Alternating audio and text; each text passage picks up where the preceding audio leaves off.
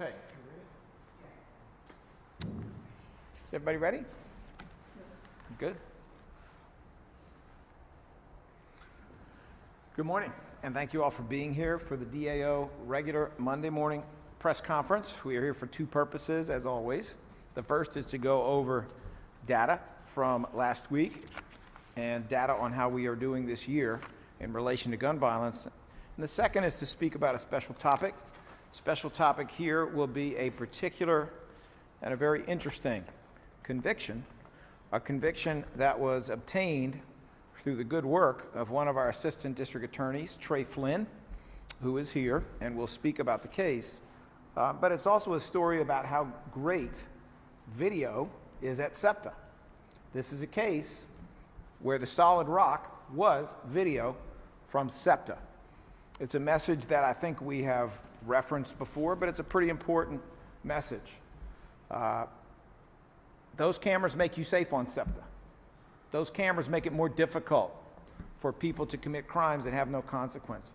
Those cameras are state of the art in many ways, and those cameras are the kind of modern enforcement tools that this city needs. Fortunately, those cameras are protecting us when we are riding or even just near SEPTA. I'd like to introduce some of the people who are here. We have with us First Assistant Bob Listenby.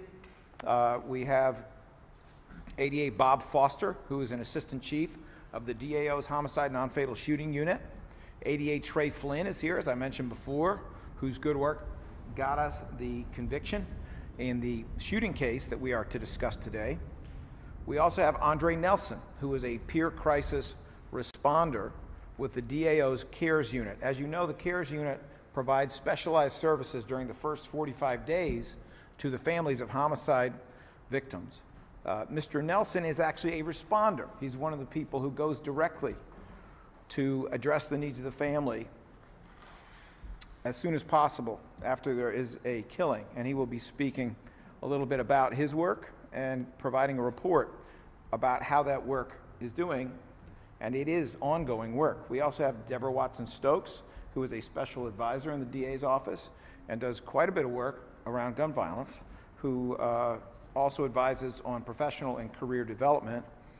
And if he is available, we will have Pastor Buddy Osborne of the Rock Ministries, our host, who has been doing this incredible work for over 20 years and has been doing so much of it from here. If he doesn't make it, it'll only be because he's out there doing the work. Let's turn and talk briefly about what's going on with gun violence.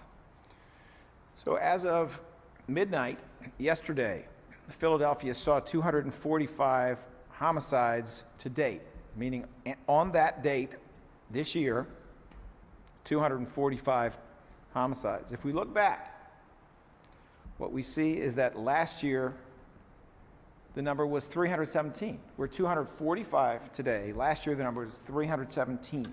That is a difference of 72. 72 fewer homicides on this day than there were last year. And if we look back a little farther, we see that the number 245 is lower than in 2022 on this date, lower than in 2021 on this date, and lower than in 2020.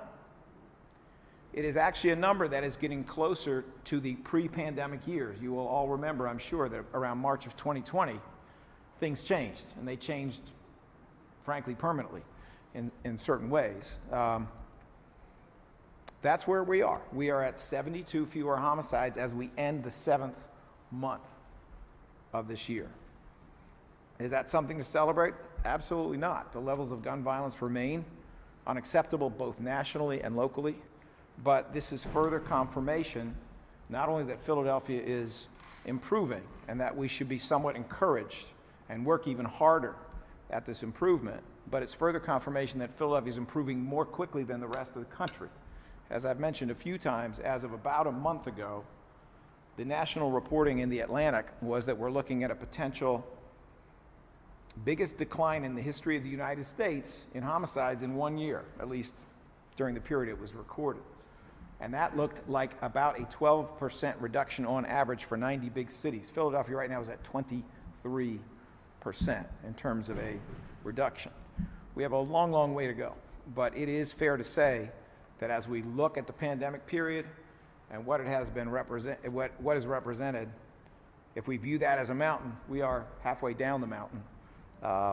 And we should be encouraged, and we should be investing in the things that will get us the rest of the way down the mountain.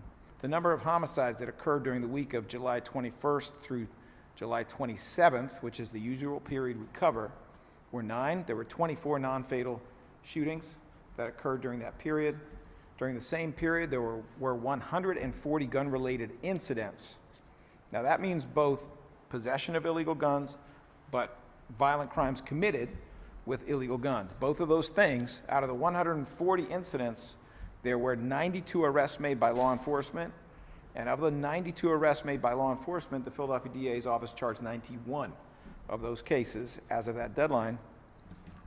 The bails set for possession of gun cases are a disappointment, frankly, an average of $150,000 during that 1 week time period. The median bail set for violent offenses committed with guns are a disappointment, frankly, because cash bail does not work. They were set at a median amount of $275,000. I'd like to speak about 2 gun violence incidents briefly. The first is a shooting incident, a non-fatal shooting that occurred on Saturday, July the 29th on the 6100 block of Musgrave Street in the 14th Police District. At 1:47 a.m., an approximately 30-year-old black male was shot in the leg. He was transported by police to Einstein and placed in stable condition. This is a shooting investigation group case because it is non-fatal. We need the public's help. Anyone with information in relation to the shooting, please contact the PPD Shooting Investigation Group at 215-686-8270. Second of 2 incidents is a shooting incident. This was a double shooting and a homicide. On Saturday, July 29th, on the 800 block of West Tioga in the 25th Police District at about 11:07 a.m., victim number 1, an approximately 23-year-old black male, was shot in the head and later pronounced at Temple University. Victim number 2, an approximately 31-year-old black male, was shot in the arm and transported to Temple University Hospital and placed in stable condition. This is a case that is being investigated by the PPD's homicide unit.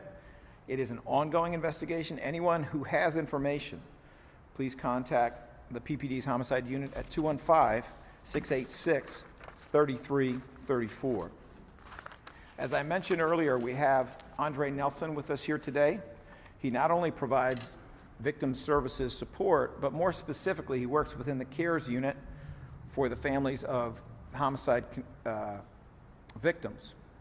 And Mr. Nelson is going to be providing us some information on his work, including the work of this unit over the last week. Mr. Nelson?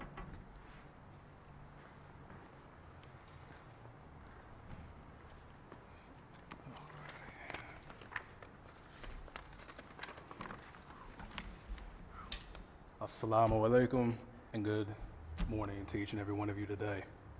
The CARES unit at the Philadelphia District Attorney's Office is a unique unit. We offer crisis support to family members who have lost a loved one that often looks like me, another young African-American man whose life has been cut short by violence. Please understand that every time that I am deployed to a crime scene or a hospital, that my heart breaks for those affected by the homicide. The CARES unit has responded to 6 families during the week of 7/22/2023 to 7/28/2023, providing a total of 16 services to those families. I am providing services to those who have lost a loved one to some type of violence. Those services include, but are not limited to, resources, referring to community-based agencies, help with funeral assistance and/or reimbursement, but most importantly, I am offering mental support to those affected by a homicide. Mental support looks like love, it looks like someone who cares, and it looks like someone who is genuine and compassionate. Mental support looks like each and every CARES responder. I also connect co-homicide survivors to therapy services. We at the CARES unit really care. Peace be unto you. Thank you, Mr. Nelson. Thank you for the work that you do. We are now going to pivot, and we're going to speak about the second topic for today's press conference, and that has to do with the case of Commonwealth versus LaTanya Griffin. Commonwealth versus LaTanya Griffin.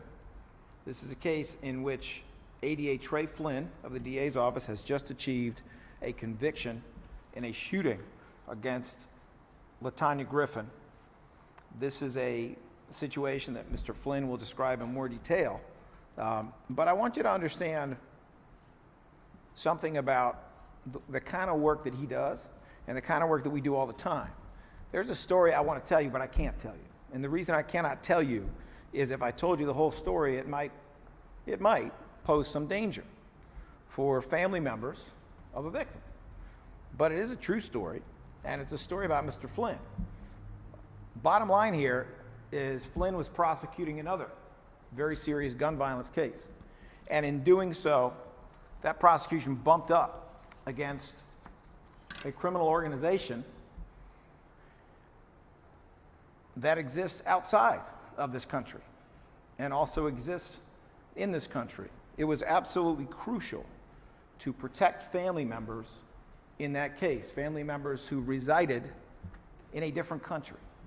Mr. Flynn was able to do some pretty amazing work to make sure that that family was protected, and that is how he was able to obtain the full cooperation and testimony of people who otherwise would have been too scared, too fearful that this criminal organization that exists both outside the United States and in the United States would attack that family, would harm that family, or would harm the witness himself. Flynn was successful in that case, and he was successful again in this case, a case where his victim was not available to testify, and yet he had to prove a shooting case without that victim. Well, fortunately, he's an excellent lawyer, and fortunately, SEPTA has excellent cameras. There was good police work here, including work to save the life of the victim. There was good detective work here, including detective work, not only to obtain the SEPTA video, but also to obtain other video from a bar where the shooter was located at some point prior to the shooting. There was definitely a lot of good work that was done there. But it is the high definition, the quality of SEPTA's cameras, their system. Even though this incident did not occur specifically on SEPTA, it occurred very near to SEPTA. It is the quality of those cameras that not only enabled police and a jury to identify the shooter in this case, but allowed the identification of her tattoos. Those cameras were that good. You could see the number of tattoos that were visible, and you could see what they were. Anybody who has the idea that they're going to commit a crime on SEPTA or near SEPTA or escape on SEPTA after a crime, no, you're not. You're going to be caught. You're going to be held accountable. And that is part of the story of Commonwealth versus LaTanya Griffin. It is my pleasure to call forward 88 Trey Flynn.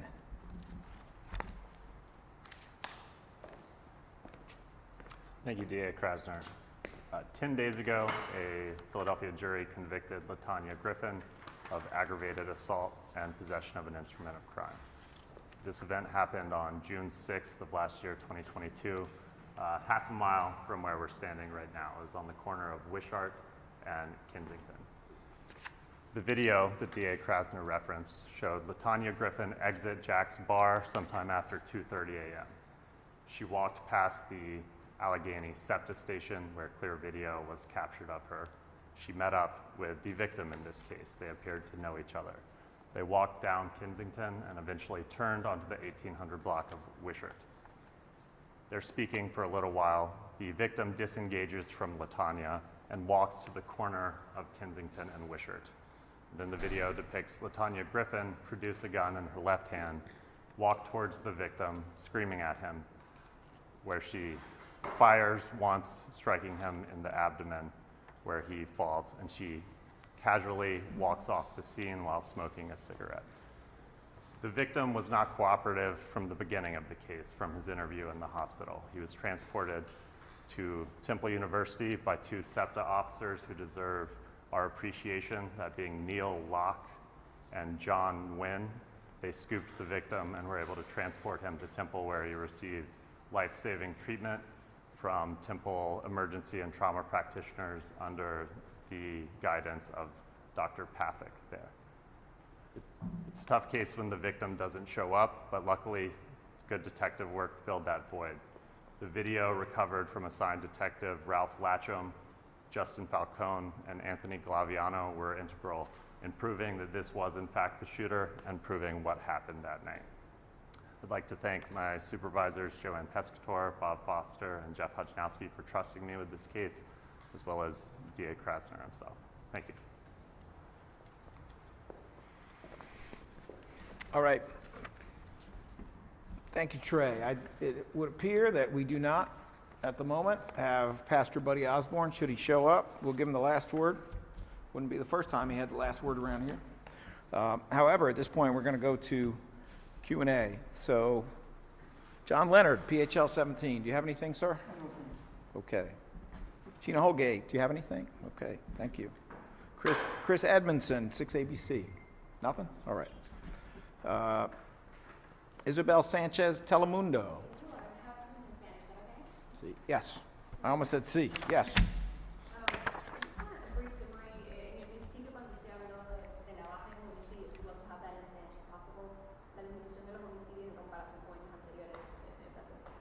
Okay.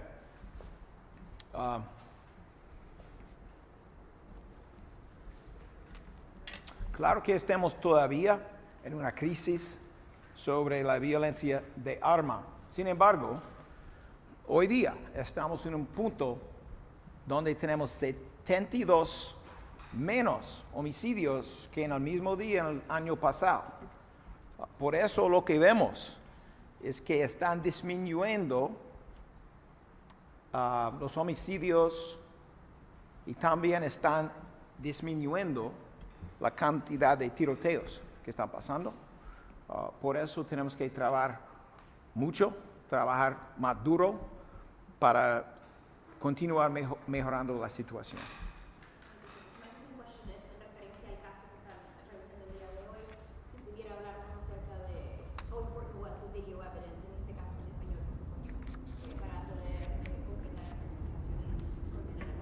Sure. You don't speak Spanish, do you? All right.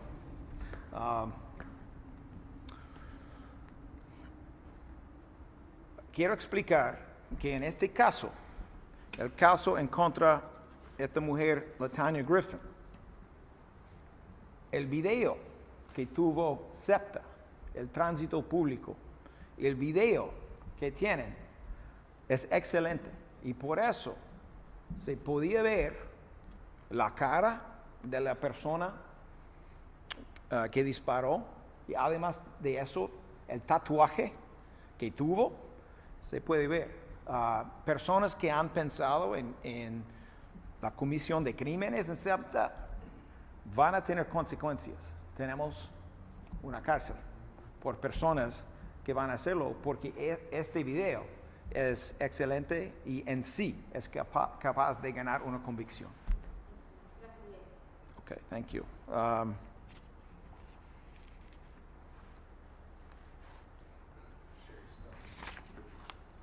Oh, I'm sorry. Okay. Ms. Stone, Tribune. How are you? No questions? Okay, very good. Mr. Cipriano, big trial. Good morning, Mr. President. I have two questions for you. The first is regards your so-called exonerations. In one of those cases, the case of convicted killer India Spellman, the head of your conviction integrity unit, Mr. Michael Garnisa, refused to answer a judge's questions about whether the CIU had investigated the convicted killer's alibi or the victim's time of death, or whether Mr. Garnisa himself had any experience at all as a prosecutor. The judge in the India Spellman case found that the quality of the CIU's investigation was, quote, severely lacking, unquote. The judge also found that the testimony of 4 main witnesses, including Ms. Spellman herself, 2 family members, and a co-defendant who was recanting his confession, were non-credible. The cost to the taxpayers for these more than 30 exonerations in terms of civil awards will no doubt exceed $100 million. Typically, in these exonerations, no evidence is presented in court, and the adversarial system of justice has been replaced in the DA's office with true believer public defenders rather than experienced. Do you have a question, sir? Is there a question at the end of your 5 paragraphs? Is there a question? Yeah, what's your question, sir? So what confidence, sir, can the public have in the outcome of these cases? You know, I think it's important to stick with facts. You keep saying that. Yeah, so I'll just answer your quote question, unquote, if you don't mind. The fact is, the judge you're talking about agreed with us and approved of the exoneration of India Spellman. And what you've actually done is to slice and dice things completely out of context. If the taxpayers are having to pay because innocent people are getting out of jail, then what that means is the innocent people should not have been in jail in the first place. The innocent people put there by Seth Williams, the innocent people put there by Lynn Abraham, the innocent people put there by Ron Castile. Taxpayers should not have to pay that because innocent people should not have gone to jail in the first place. My office is trying its level best to make sure that taxpayers in the future will not have these kinds of outrageous, egregious mistakes. When innocent people go to jail, guilty people get away with it. That's how that works, sir. So we are extremely proud of the fact that our conviction integrity unit is considered a national leader. We are extremely proud of the fact that when we have taken positions in courts, in front of judges of all political persuasions and all sets of belief, we have, to my knowledge, won every single one of those cases except 2. I would say that's called validation. Do you have another question, sir? Yes. Once again, on the so-called exonerations, you turn the adversarial system of justice that's been used in this country to seek the truth. Do you have a question, Yes, Mr. Cipriano? You do know what a question is, right? Yeah. I mean, you're a journalist. You know what a question is, don't you? Let me finish my question, okay? Okay.